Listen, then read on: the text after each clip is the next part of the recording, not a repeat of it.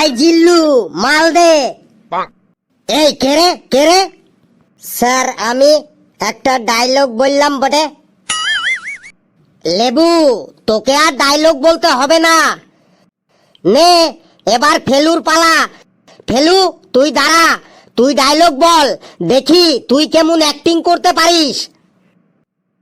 Sir বলছি, বন্ধুগণ আমি সেদিন গিয়েছিলাম দাসপাড়ার পটাই দাসের বাড়ি। গিয়ে দেখি পটাই দাসের মেয়েটা হারিকেনের আলোতে পড়াশোনা করছে।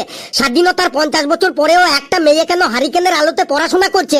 জবাব চাইবেন না, জবাব চাইবেন না আপনারা? তারপরে আমি সেদিন গিয়েছিলাম গামলাপাড়ার তেঁতুল গামলার বাড়িতে। গিয়ে দেখি তেঁতুল গামলার বাড়িটা মাটির ঘর আর উপরে টালির চাল। স্বাধীনতার 50 বছর পরেও একটা মানুষের কি করে মাটির ঘর আর টালির চাল থাকে? জবাব চাইবেন না, জবাব চাইবেন না আপনারা?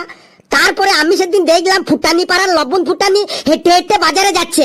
স্বাধীনতার 50 বছর পরেও একটা লোক কেন হেঁটে হেঁটে বাজারে যাচ্ছে? জবাব চাইবেন না, জবাব চাইবেন না আপনারা?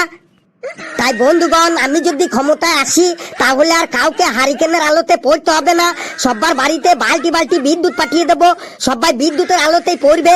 বন্ধুগণ আমি যদি ক্ষমতায় আসি তাহলে আর কাউকে মাটির ঘরে থাকতে হবে না, আমি সবাইকে একটা করে বাংলো বাড়ি বানিয়ে দেবো।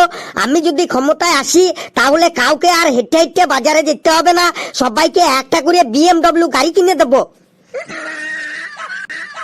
এই তুই থাম থাম, তুই তো এইগুলো সব নেতাদের মতো ডায়লগ দিছিস।